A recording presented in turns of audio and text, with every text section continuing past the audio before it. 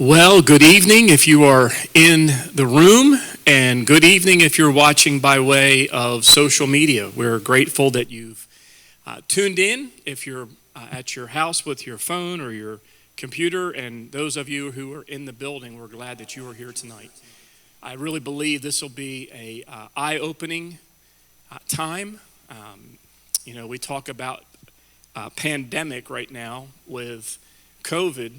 And I truly believe that what we're going to discuss tonight is a greater pandemic than what we even realize with human trafficking. And by the way, let me just say this. I'm grateful that you don't see this and you won't hear this in your mainline news media, but we have a president who is fighting this every single week. And I'm grateful for that. So our presenter tonight is Paul Salam. Paul is our pastor of Next Gen Ministries here at Catalyst, and we are grateful for him. He has, I'll let him tell you, he's done some, not research, but he's done this in the past with another organization. He's been through training. He recognizes things, and I think he'll share some stuff with us tonight. I think they'll be very helpful and very informative.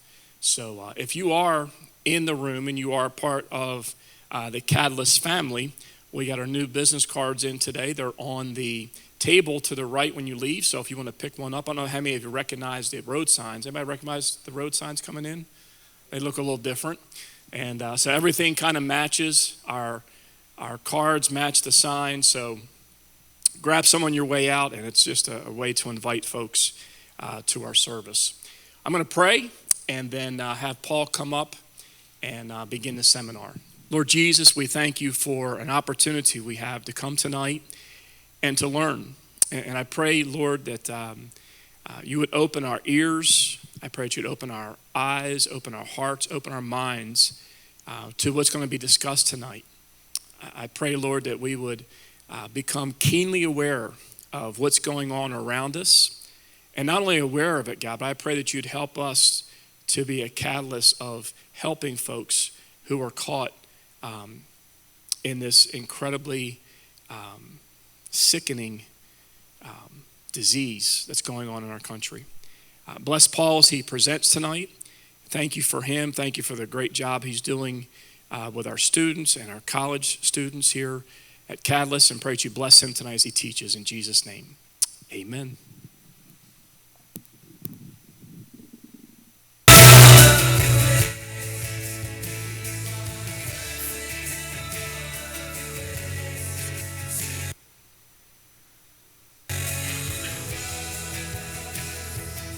Sorry.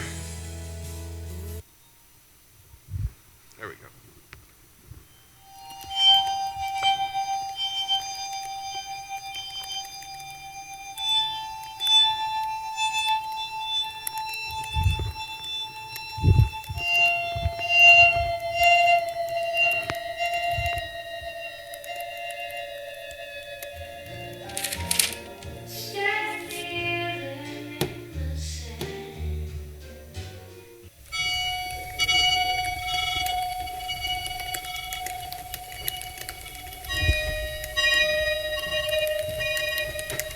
Did you get your homework done? Yes, Mom. Can you please leave? Okay, fine.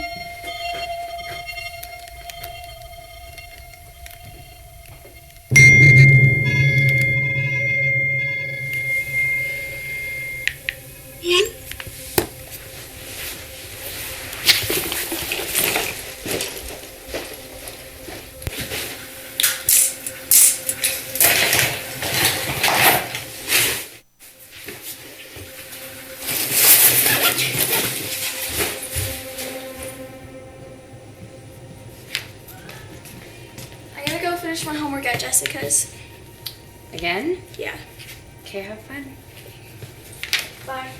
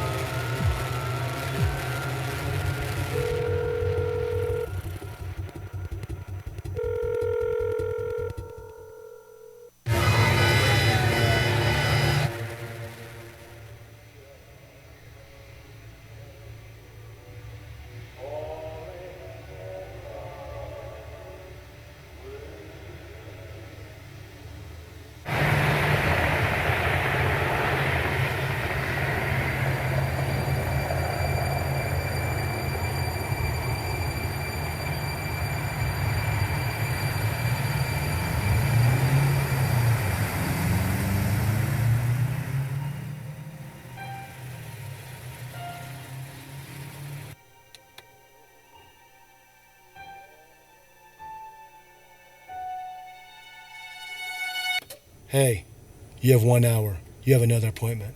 I know, it's not my first time.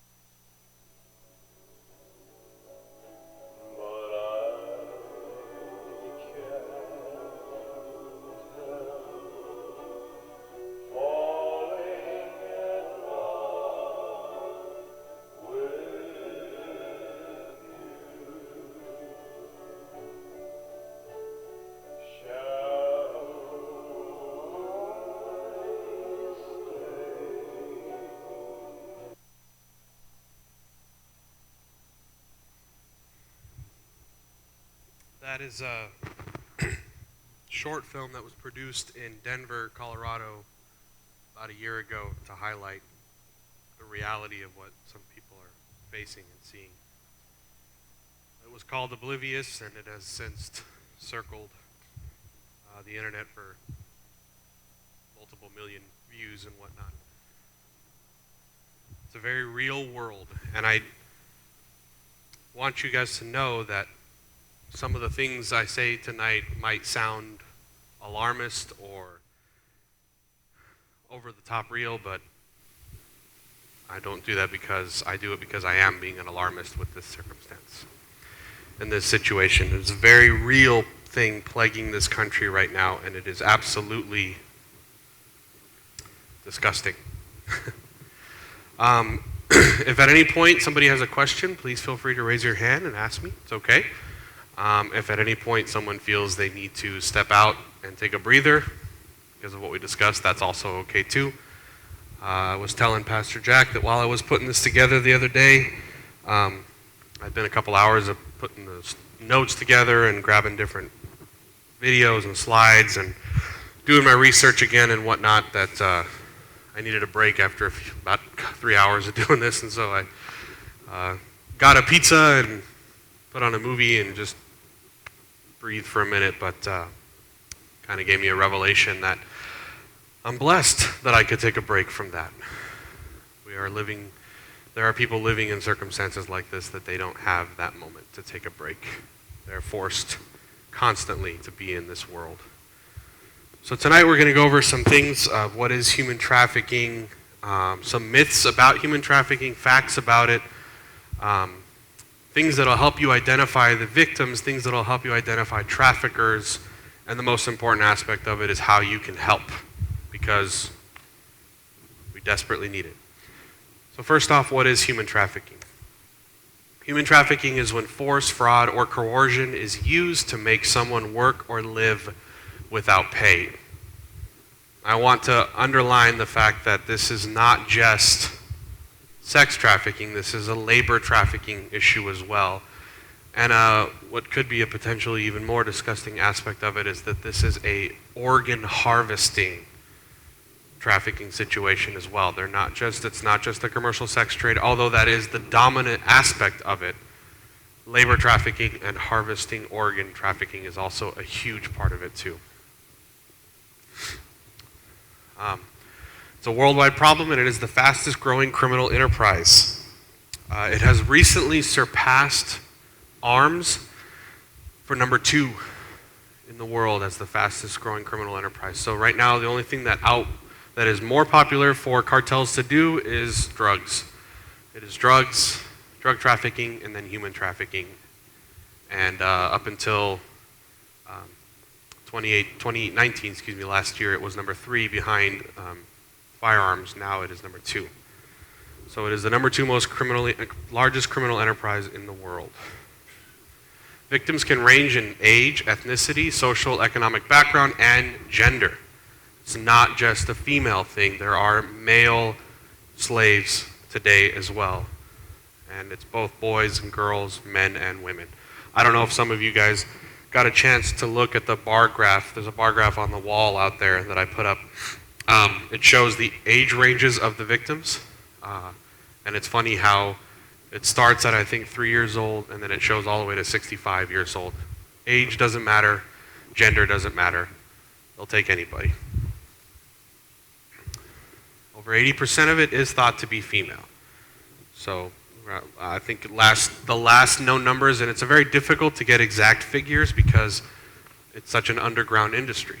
The last figures they did, it was 79.6% approximately were female, and the other 21% were male. So something that all the victims share, it's a vulnerability and a commonality that they have. It's homelessness, poverty, poor family relationships, abuse, neglect, isolation, and addiction. So when traffickers are targeting their potential victims, these are some of the things they look for. Runaway youth is one of the fastest growing ways that traffickers will grab young ladies or young men. So we're going to talk about tonight as well how parents can get involved with their kids and whatnot too, and be aware of not only your kids, but your kids' friends at school, and whether they're college age or high school or even middle school age. I'm going to point out some stuff that'll help you guys tonight. Modern day slavery has many forms. I mentioned that earlier. We've got domestic servitude, forced labor, and sex slavery. So I had a lot of people actually come up to me when we started announcing this, saying, yeah, I've seen those massage parlors, man, they're pretty, and it's like, you know what? Yeah, a big chunk of that is the massage parlors and what they do, and that's a pretty obvious and open business and whatnot. Melody, I think we have one kid in the back. And it's my kid, that's why I know.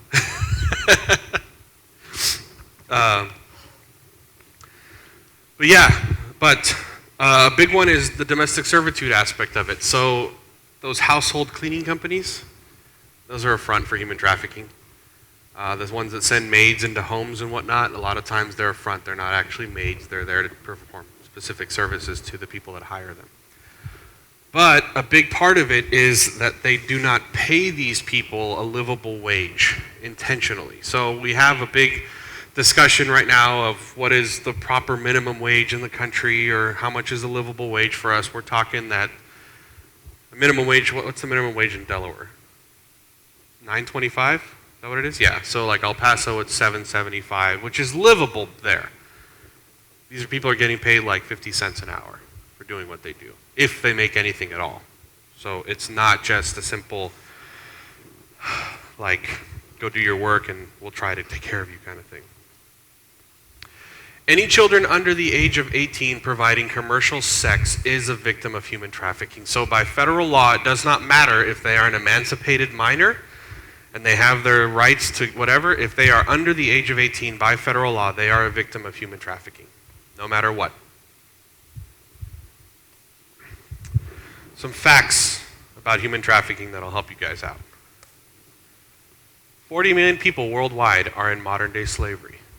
It's more slaves than any other time in human history combined. Slavery did not end with President Lincoln. Human trafficking is a $150 billion a year industry. That is more than Google, Starbucks, and Apple combined. Let that sink in just a second. Human trafficking is making more money than 3 of the largest companies in the world. An estimated, oh, that's weird, got cut off. An estimated 50,000 people a year are trafficked in the United States. Now, To clarify, this is not right now currently 50,000 people are being trafficked. This is 50,000 new people on top of what is already being trafficked. Every year, 50,000 more people approximately get trafficked into the United States. And this is not, and I will say this, let me clarify. There is a difference between human smuggling and human trafficking. So this is not people crossing the border illegally.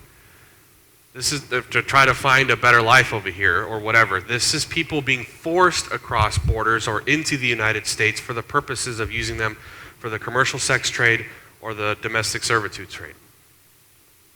So there is a difference between human trafficking and human smuggling. And the last one is in 2018, over half, 51.6% of trafficking cases in the U.S. were sex trafficking. There was one more, sorry. The average age of a teen entering the sex trade is 12 to 14 years old. Little girls. Some myths about human trafficking. Myth number 1, it's always or usually a violent crime.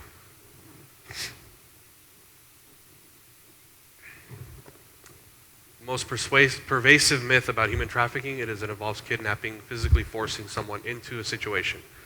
In reality, most traffickers use psychological means such as tricking, defrauding, manipulating, or threatening victims to provide commercial sex or exploitative labor. It is not always violent. We're going to talk tonight about what that means. Grooming a victim into preparing them for being trafficked. And a scary reality is that on average it takes 3 times to rescue a victim before they actually get out of the situation. They willingly choose to go back to their trafficker. All human trafficking involves sex. We've kind of talked about this a little bit before. The truth is human trafficking is the use of force, fraud, or coercion to get another person to provide labor or commercial sex. Worldwide experts believe that there are more situations of labor trafficking than sex trafficking in the world. Although in the U.S., sex trafficking is more than labor trafficking.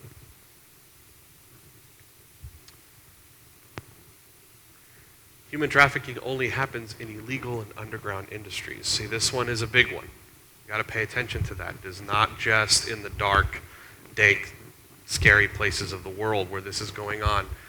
Human trafficking cases have been reported and prosecuted in industries including restaurants, cleaning services, construction sites, factories, and more.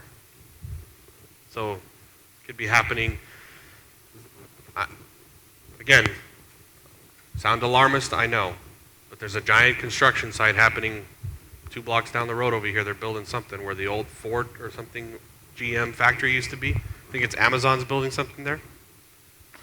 I don't know, but I look at it every time I drive by, and I do pray about it every time I drive by because it happens. I don't know if any of you here have seen the movie Taken. It's a Liam Neeson action film, came out a couple years ago.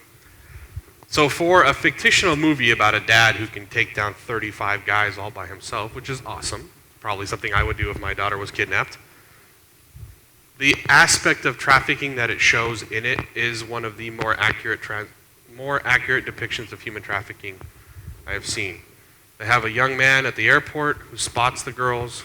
He shares a taxi cab with them. He calls somebody else and says they're in this apartment on the 4th floor. They come in, they kidnap the girls, and then it talks about how they addict them to drugs or alcohol, and they have 96 hours before the girls disappear. And that is actually a very truthful fact. Those are some of the more violent ways human trafficking is done, especially in European countries. But what's interesting is that he does go into a construction site. They have a whole trailer set up with just curtains up, and these girls are in there just being used and abused in the scene. Takes out a bunch of guys at the construction site, rescues a girl who's got his daughter's jacket. It's a great movie. It'll keep you on the edge of your seat. I love it. It's one of my favorite movies for action. But for the reality that it depicts, it's worth watching simply because it'll show you the darkness of that world and what these girls, some of them, go through. Another myth, and this one's a really, really big one because it's very commonly misunderstood. If the person trafficked consented to be in their initial situation, then it cannot be human trafficking or against their will because they knew better.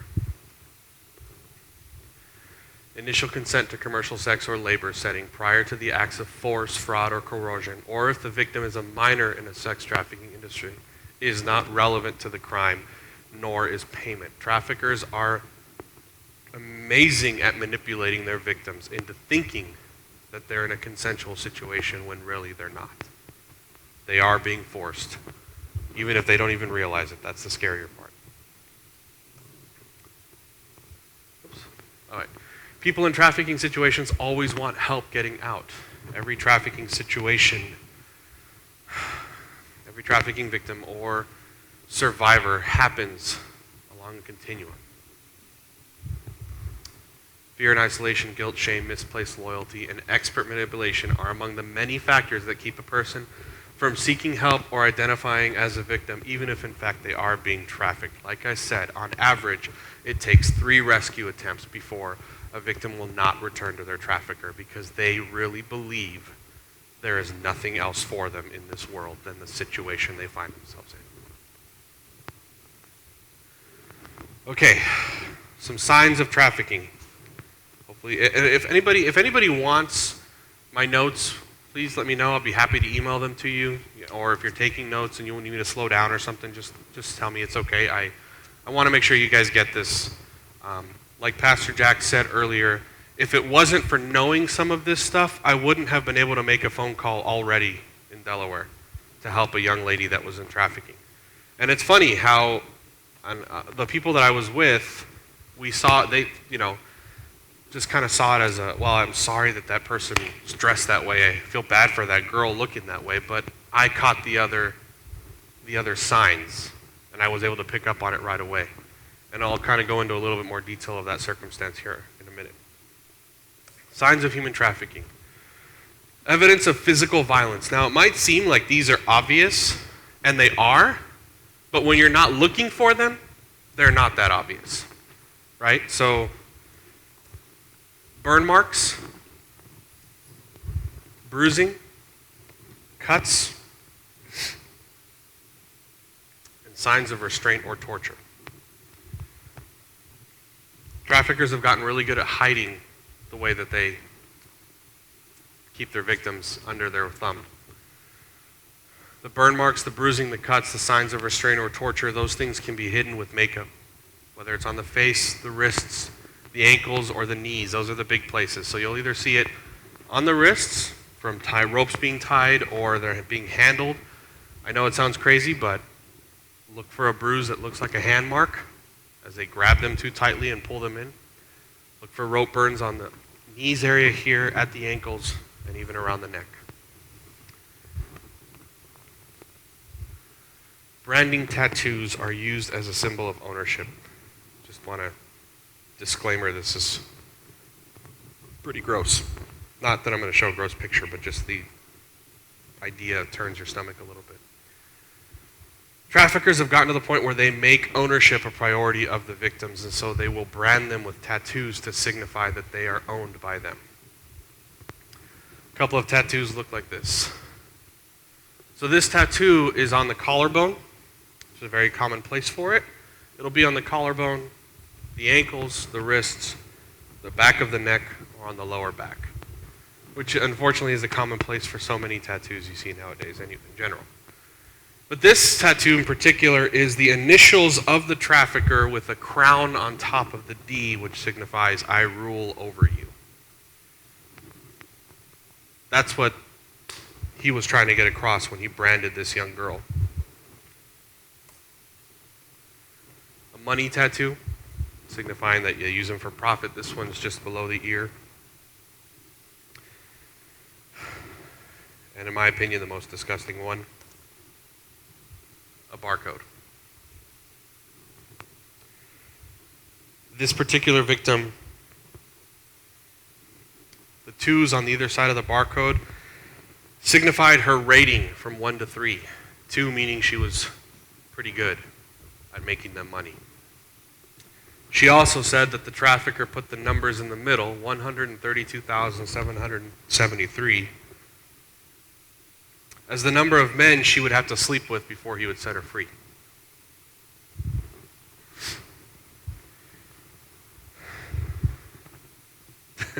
It's an ugly world, guys. If you see 2 or more young girls with matching tattoos in a situation like this, don't ignore it. They could be victims of human trafficking and get help. But that's a big one. More signs. 2 or more individuals with the same distinct tattoo on their bodies could be victims of human trafficking. Appearances not fitting their current economic status. So if you see somebody that you know, and this is the scary part, it could be somebody that you know, right, living right next door to you, or in your school, or at your job, or wherever. But if you see somebody that you know all of a sudden having nice clothes and name brand items and whatnot, that's a huge thing, that somebody could be buying them clothing and making them look older or appear more well off than they actually are. Homeless youth with new clothes or new electronics. If there's a kid that you know all of a sudden has a brand new iPhone 11 or Samsung Galaxy S whatever number they're at, that could be a good marking. Now, I know it sounds funny, right? You know, because it's easy for us to go get a new phone with the way that companies do it nowadays. You can just go and put it on credit, and we pay for it as we go along. But a red flag to it is when you see somebody that isn't in a circumstance where you know they can go and put that on credit, or you know they can go and afford it. The crazy thing is, and we'll talk about it here in a minute, how the kids actually brag about getting their new items and whatnot. It's something that the traffickers groom them to do. Malnutrition or unkept body hair or odor.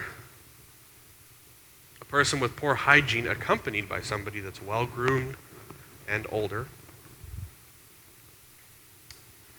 Somebody that's living in overcrowded or unstable living situations. So you're driving down the road, you see a house that's got way too many people in it. Could be a red flag. Might be something you want to pay attention to. Frequent male visitors. And the coaching of a young girl or boy on greeting or touching a client. We're going to see something here in a minute that, because the gentleman knew some of this stuff, he was able to rescue and help rescue a 16-year-old girl. Some of the more obvious signs to look for: large amounts of cash, false IDs, multiple cell phones, hotel keys, sexual paraphernalia, paper with contact info and dollar amounts. So, let me bring those back up. There we go. Paper with contact info and dollar amounts. That one's crazy, because sometimes they get a little cocky, and you'll see a young girl, like in the video we just saw, that little movie short film. You see a young girl walking up to a hotel room, but she could have specific instructions on a piece of paper. They leave it lying around or whatnot. I have a group in El Paso that is, I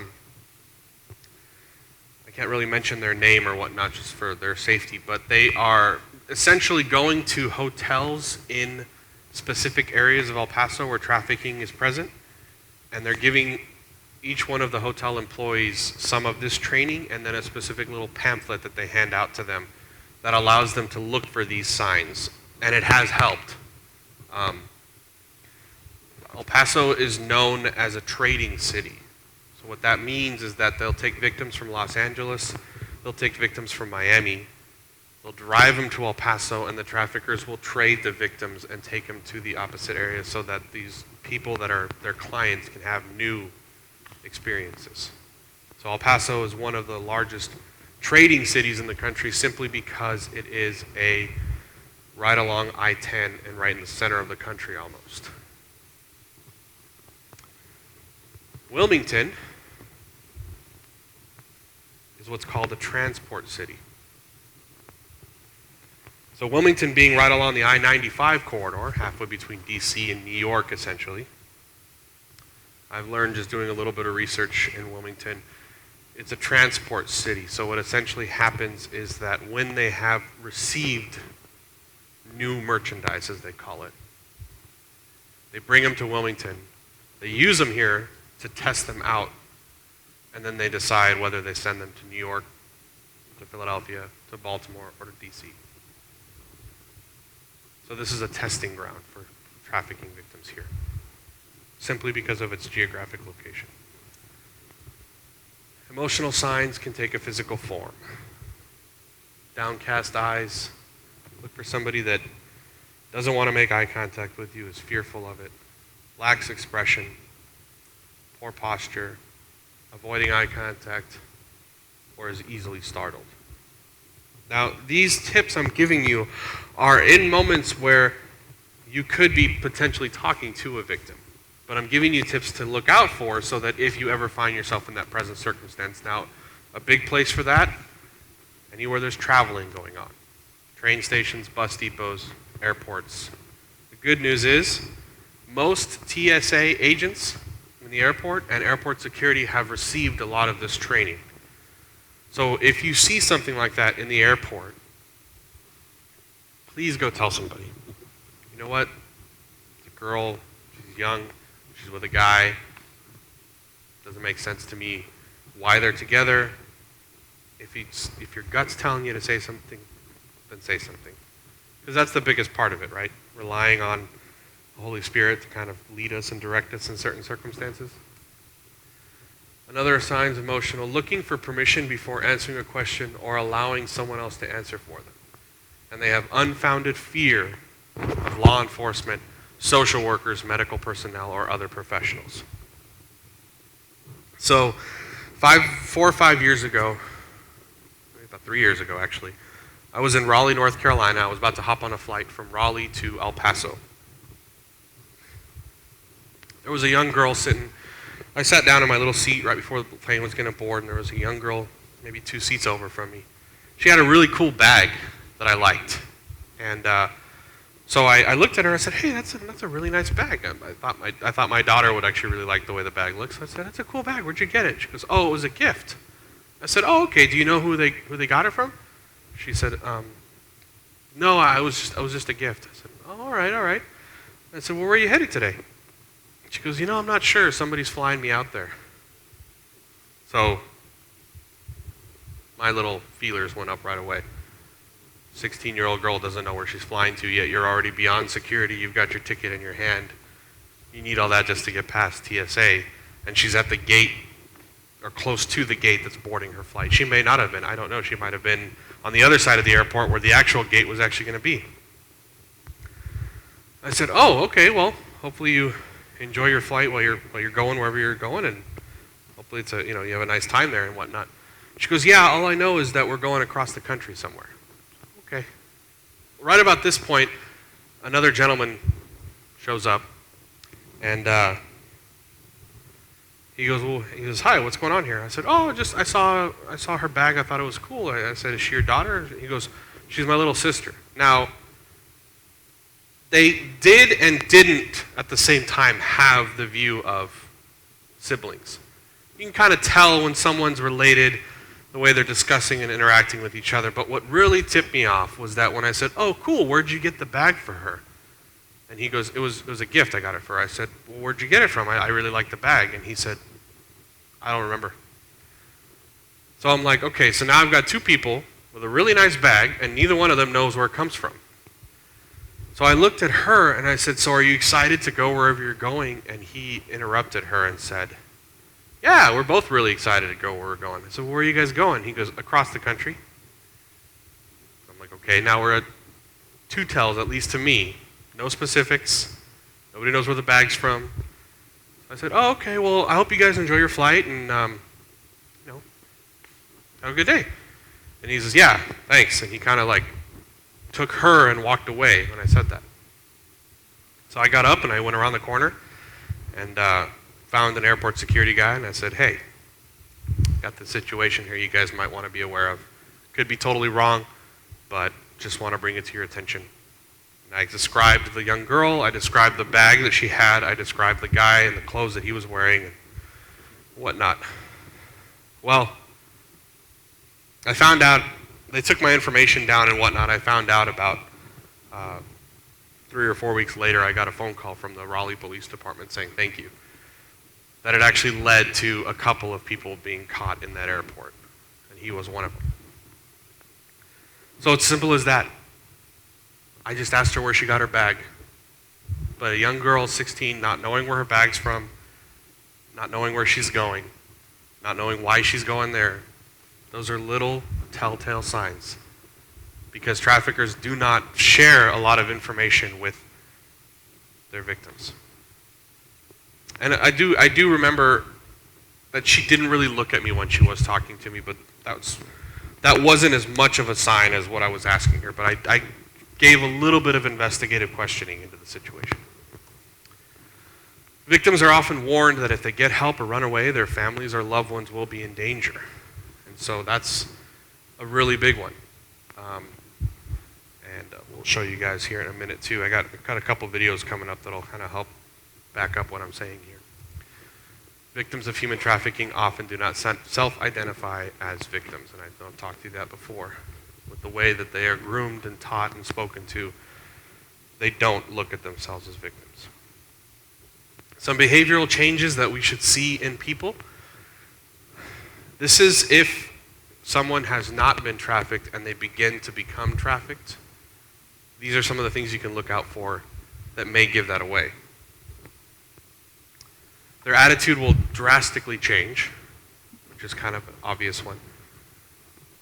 They speak about modeling jobs or earning more money, having an older boyfriend, or have newly acquired possessions. They have increased sexualized behavior that coincide with this one. They'll post provocative pictures of social media on their phone or laptop.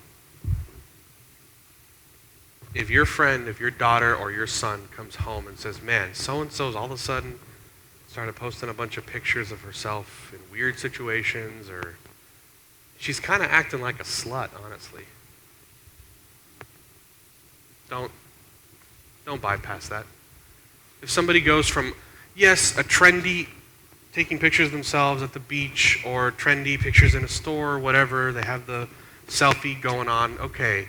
But if it shifts from that to provocative clothing, to displaying their body in some way, to beginning to talk about how openly they are with their sexuality, those can be red flags. If you have kids in high school and they mention their friends are doing that, don't ignore it. Investigate it just a little bit.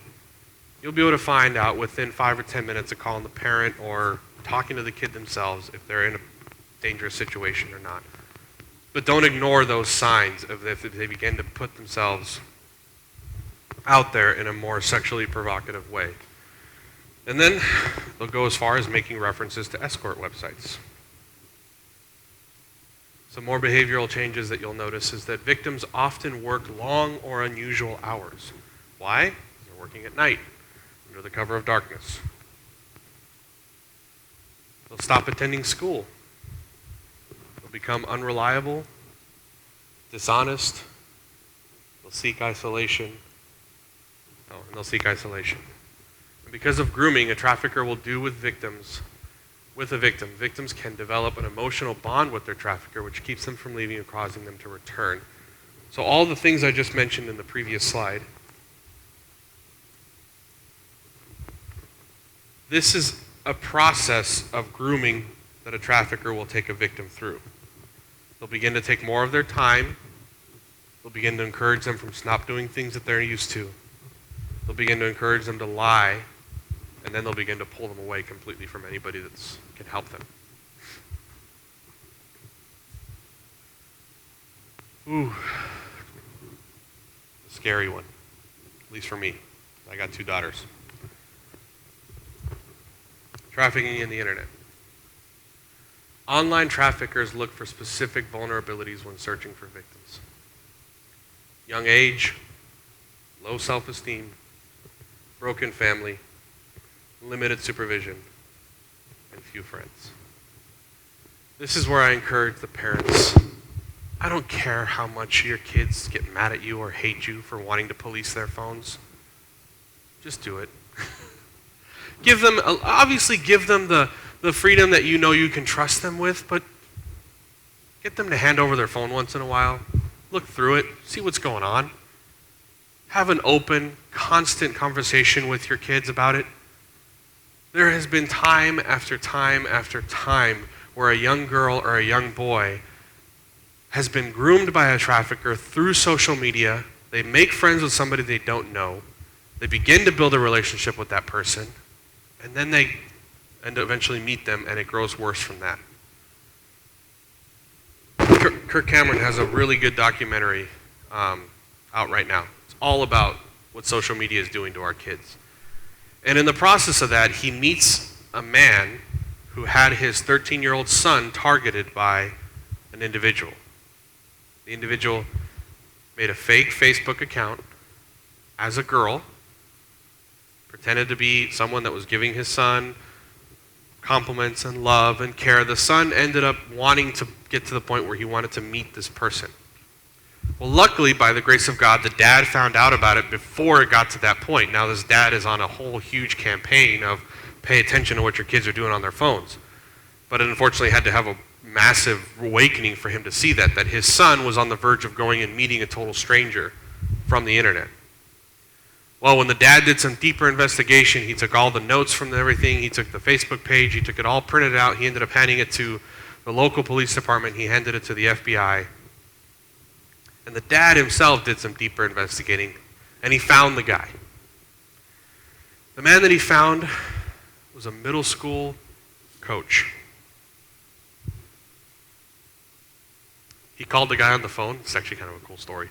He calls the guy on the phone and asks to speak for him. The man's mom picks up and is like, well, he's not here. He said, well, can you take a message for me? She goes, yeah. She said, tell him I'm so-and-so's father, and I got you.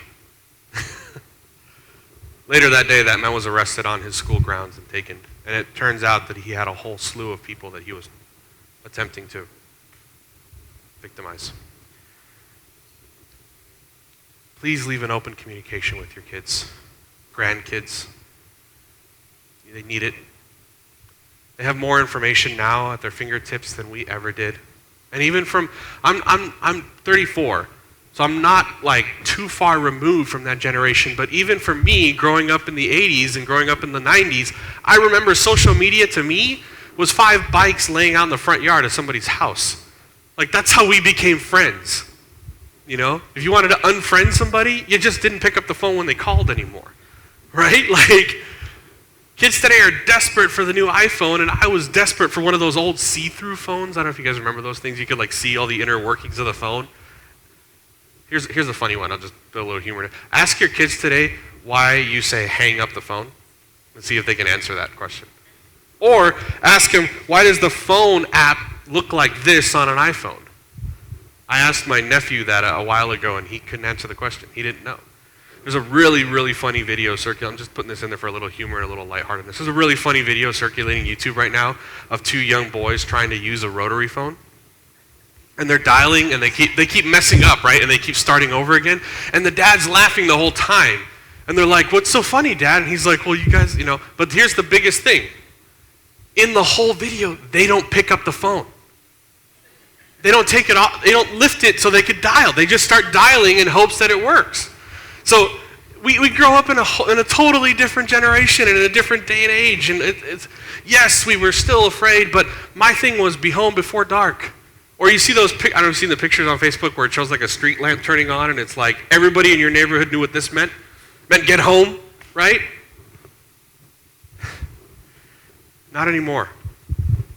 Now everything is done with the phones. Everything is done online. Everything is done with your personal information just being spread all over the place. And that is something that traffickers will use to groom their victims. They use social media to get intimate details about the young person's life, and they begin to use that as a way of saying, I know who you are already. Traffickers often lure people with false promises, romantic relationships, friendships, and employment. They will spend days, weeks, and even months grooming them before they begin exploiting them. Excuse me. Traffickers will often use social media as a way of gathering personal information to use against the victim. One of the biggest things that they do is they will finally convince a young girl to send naked pictures of them on her phone to the trafficker, and then he will use that as a way of saying, I'm going to send this all over your school if you don't do what I say. Blackmail. That's a really big one that's being used right now. So please, don't be afraid to take the phones from your kids once in a while. It's all right, they'll live. I remember my mom used to walk in all the time with me on the phone. What are you doing? Who are you talking to? Talking to Chris, Mom. Hey, you got the phone. I'm trying to send an email. No, I'm just kidding.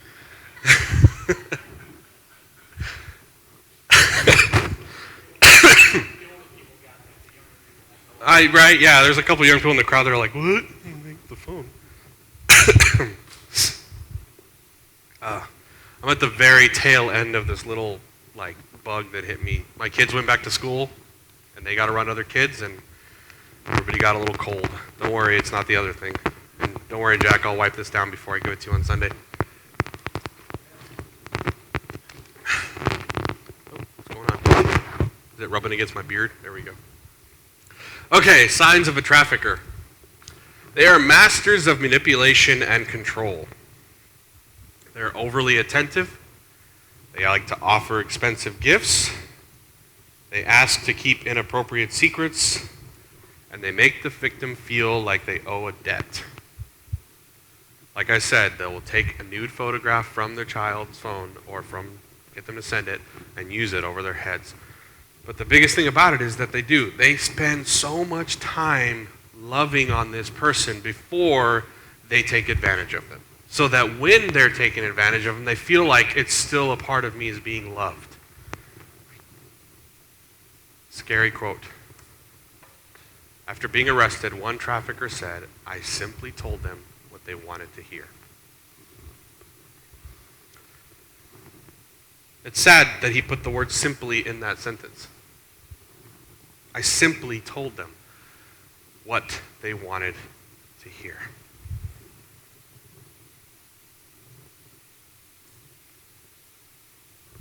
Traffickers groom their victims in specific ways. They target them. They gain their trust. They fill a need. They isolate. They begin the abuse. And then they maintain control.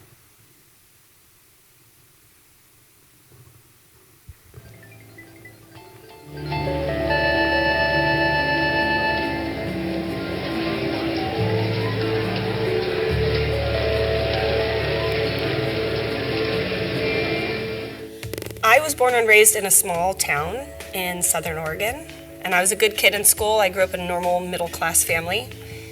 I got great grades. I was really active in sports, and I even graduated a year early. I was accepted into Oregon State University, and I had my dorm room already assigned, and I was really excited to move up to Corvallis.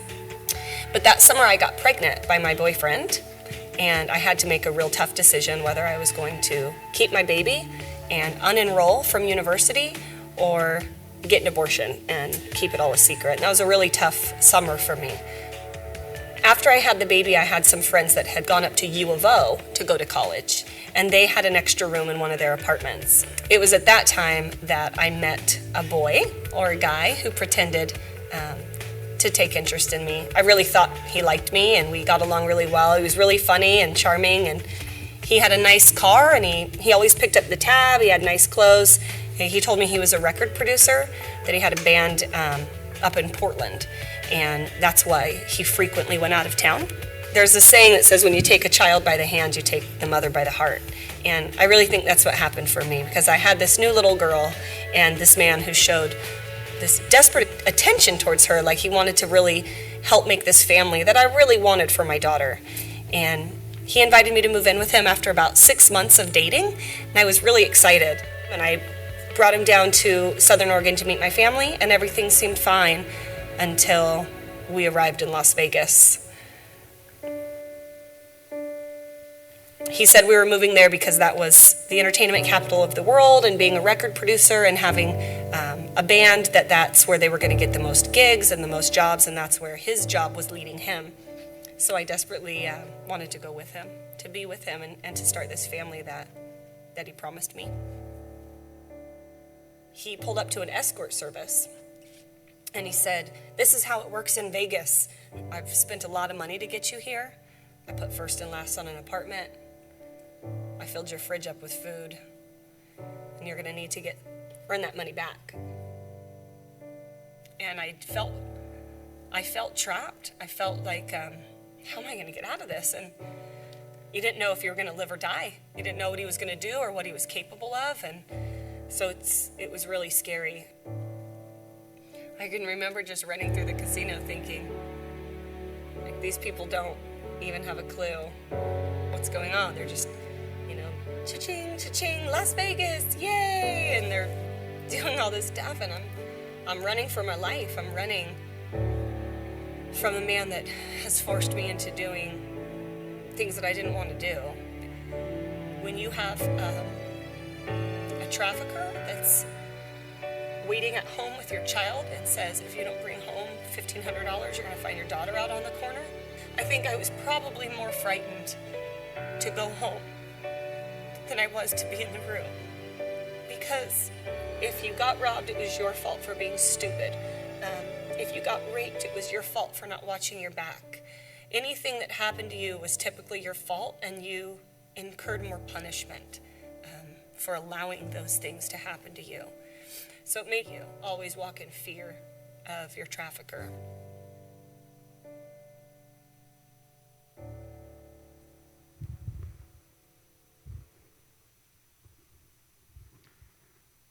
Notice how she told everything of what I was talking about. He picked up the tab. He bought her clothes, took care of her and her daughter. He moved her away from her family. He isolated her. And then he all of a sudden began the abuse. I put food in your fridge. I put your apartment down for you. Now you got to make that money back. And he made her believe that she couldn't get a job anywhere else. She had to do it as an escort service or as a prostitution. What's interesting, too, in the video is that if you notice, she got arrested 4 times.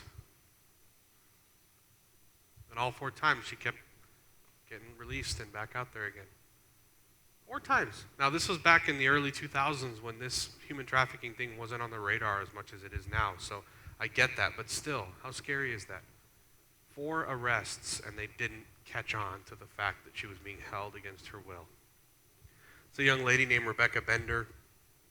She's since gotten married. She has a couple kids. She's away from, and the trafficker has since been arrested. And it's a happy ending, but to a story that if you saw the arrest photos, it's in 2001, 2002, 3, and 4. She wasn't in it for a couple of months. She was trafficked by this guy for years. And her little daughter had to grow up in that situation and circumstance.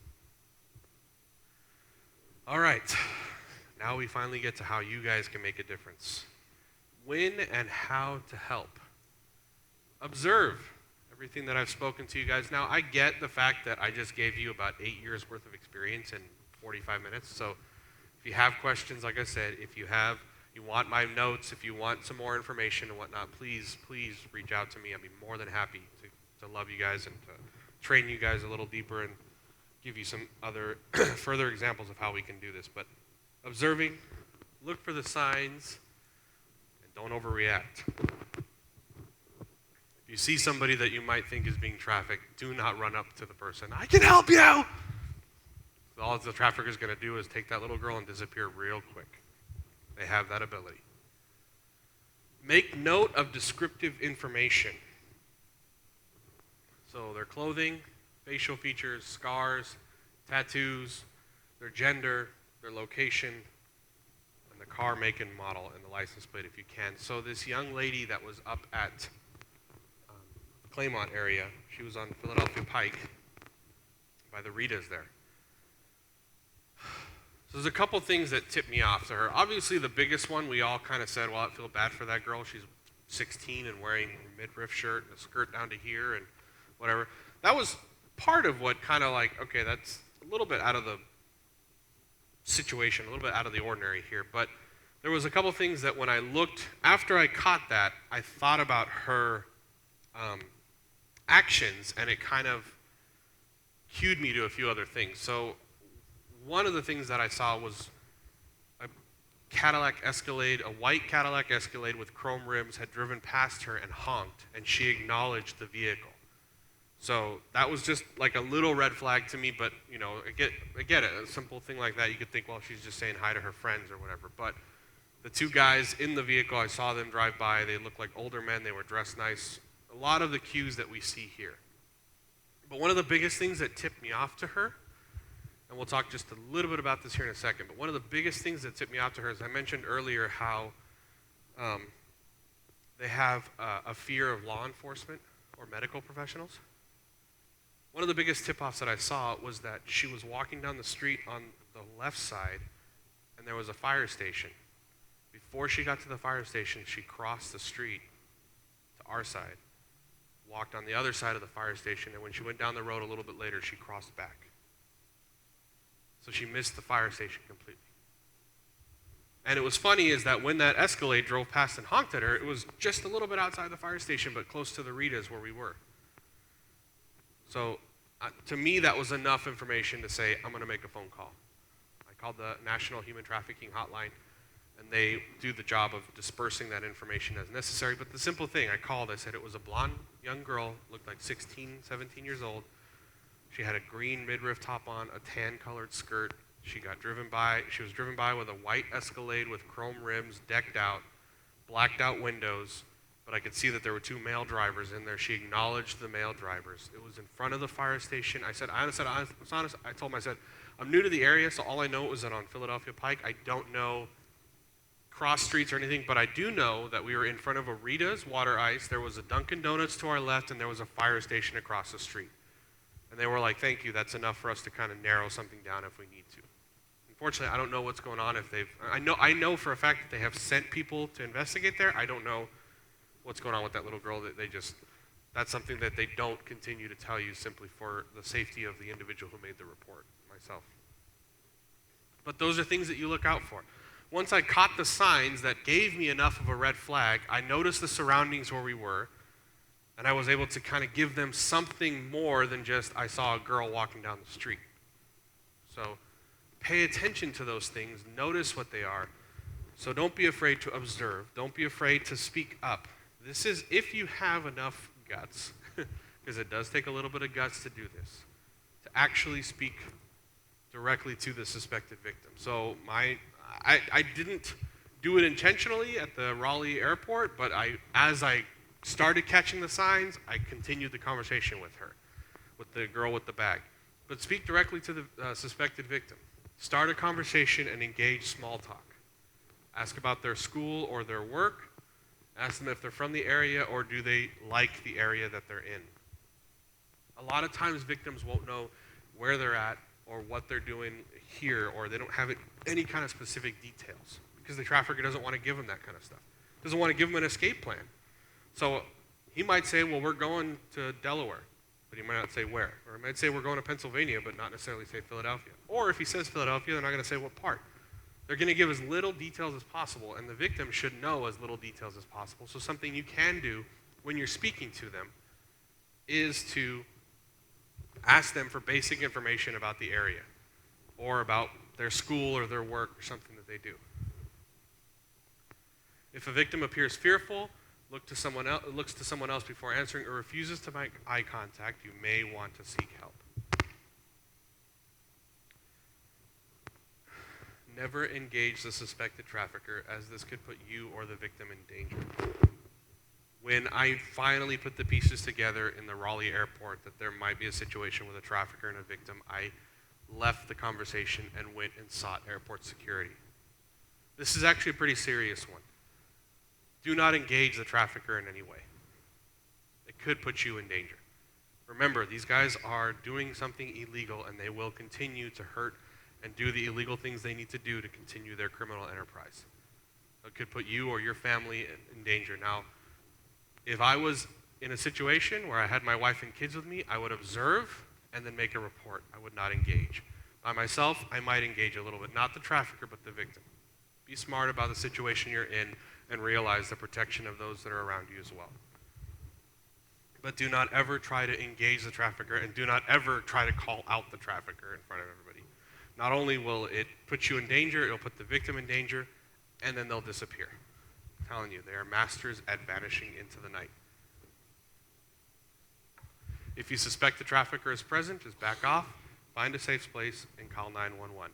Or if you are at an airport, find the airport security, or find the local police that's in the airport, because I know a lot of airports have police officers patrolling the areas and whatnot.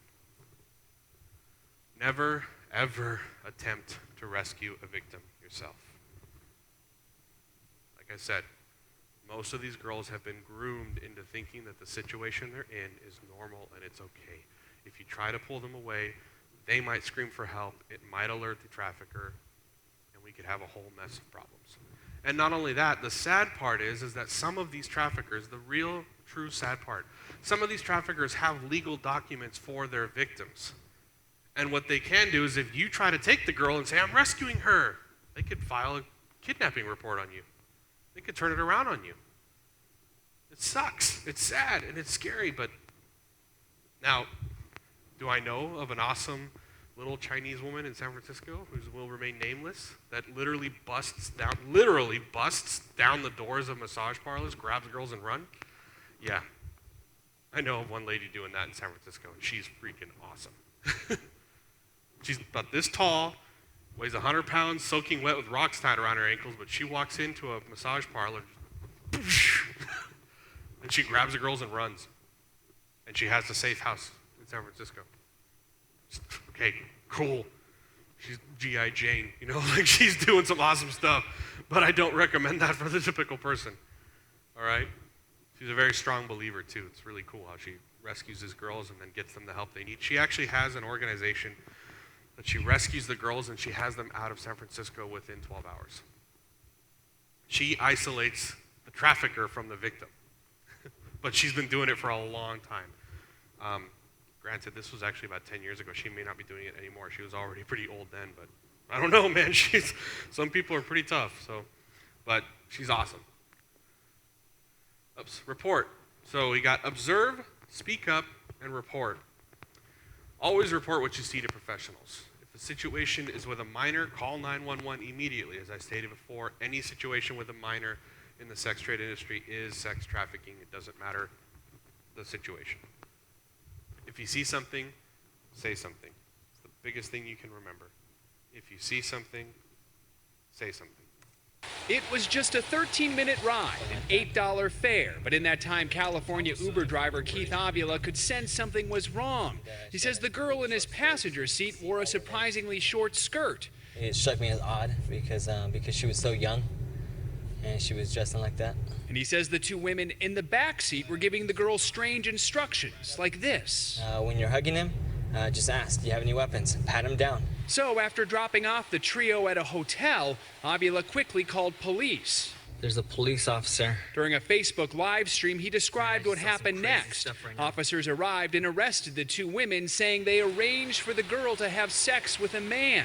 The girl was a 16-year-old runaway, a common target for traffickers. I think this is a perfect example of the community coming together and recognizing that something is not right. In the U.S., more than 4,000 sex trafficking cases have been reported this year to the National Human Trafficking Hotline. Experts say education is key to addressing the problem. And it really is getting the service industry and corporations trained to be able to recognize this, because this is a crime that is out in the open. Uber says it does send drivers up-to-date information about spotting the signs of human trafficking. I went on instinct. And tonight, the company is grateful for Avila's quick response really in a tough situation. Real simple. And they got somebody arrested that night. Now, here's the scarier part. Those two women traffickers. Traffickers are not always men. Traffickers can be women, too. In El Paso recently, it wasn't recently, about 2 years ago. But anyway, 2 years ago, there was a man that camped out a McDonald's across from a very prominent high school in El Paso. And he began to groom the boys to traffic the girls in the high school. He used senior boys to traffic freshman girls. So it can happen anywhere, and unfortunately McDonald's employees are not trained to notice this kind of stuff. If they had, maybe they would have prevented it, but it can happen really quickly and anywhere, and traffickers can come from any direction. Now, fortunately, the situation was found out by school officials and the police, and this guy was arrested. He was sentenced to 30 years in prison, something like that, and some good stuff came out of it, but it was right there across the street from one of the more prominent high schools in El Paso. All right, so what's on the board here is the human trafficking hotline. I would really encourage each one of you guys to pull out your phones right now and program it in. Most pastors don't like to tell people to take their cell phones out in service, but I'll go ahead and allow it. The National Human Trafficking Hotline, they're run, but below it is the Human Trafficking Hotline email, and then below that is the text where you can text "Be Free" and send that number. So take a picture of it, program it into your phone, do what you have to do. But that's the phone number I called to report the young lady up in Claymont. The National Human Trafficking Hotline. What's awesome about them is that they not only alert the local police department, they will alert Child Protective Services, they'll alert the social services. They will get the message out to as many agencies as they possibly can, because the more agencies that know, the more people are going to want to do something about it. So, and then just my last little plug. I really encourage you guys to maintain that open communication with your kids and with your friends. You want me to put that slide back up with the trafficking hotline? Maintain open communication with your kids and monitor your child's activity online to the point where you feel comfortable as a parent. But that video that we showed at the very beginning, the little girl's like, I'm going to go do my homework at Christy's house. What's not interesting is the director intentionally chose not to show the heads of the adults to signify the adults are not paying attention or in focus to what the kids are doing. So be involved in your kids' life, please. I know that I'm encouraging your kids as the youth pastor to not live their lives based on what they see on social media, and to live their lives based on what Jesus says about them through Scripture. And I encourage you guys as parents, grandparents, to please do the same. Pay attention to what your kids are doing. They live in a whole different world, and it's scary where you can have your Bible app and pornography a finger swipe away from each other. So I want to leave you guys with one last video. It's a video of encouragement and some hope, and I hope that you guys come away with feeling a little better.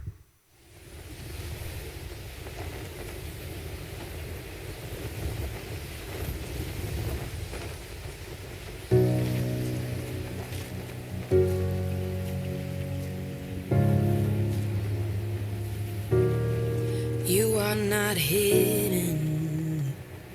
There's never been a moment you were forgotten. You are not hopeless. Though you have been broken, your innocence stolen, I hear you whisper underneath your breath. I hear your SOS, your SOS.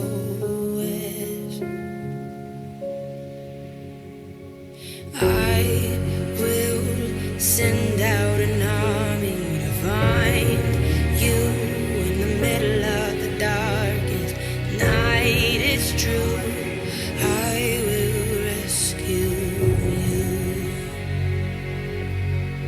There is no distance that cannot be covered over and over. You're not defenseless. I'll be your shelter, I'll be your armor. I hear you whisper underneath your breath. I hear your SOS, your SOS.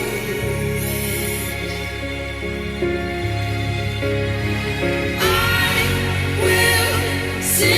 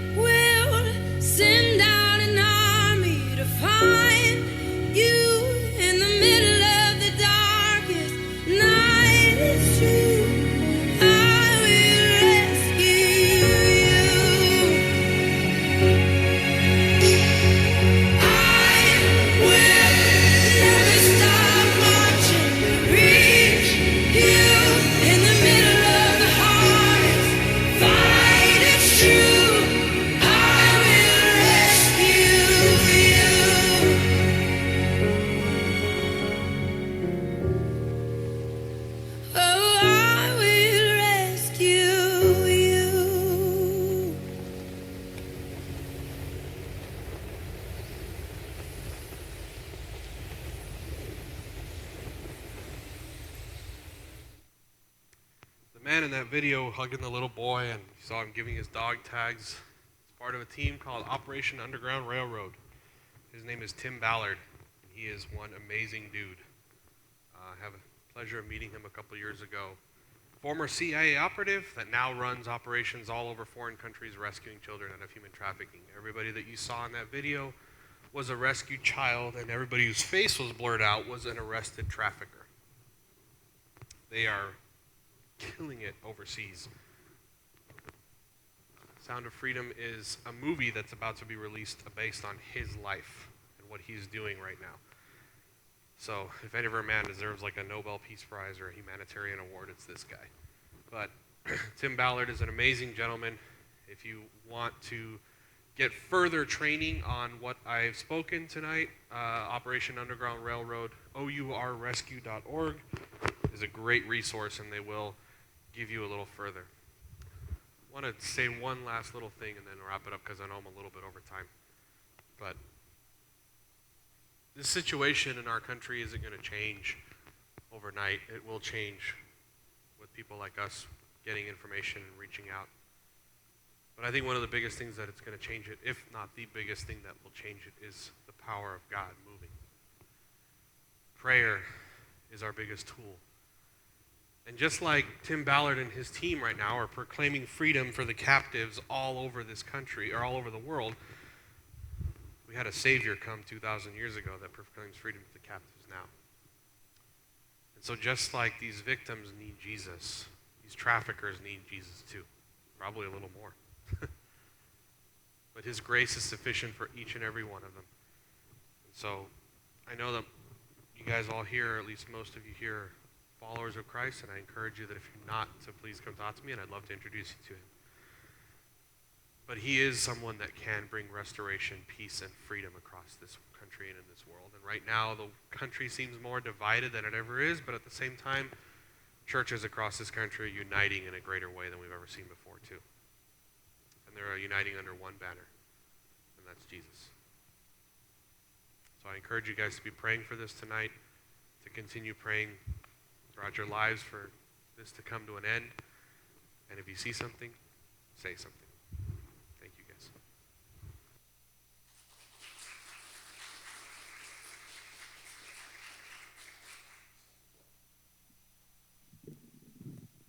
Thank you, Paul, and thank you for those of you who are here tonight and watching online. Thank you for joining in. I hope you were equipped and encouraged. So if you see something, say something. All right, Paul, thank you. Great job. Let's give Paul a hand one more time. We appreciate your time and pray you have a great night. God bless you.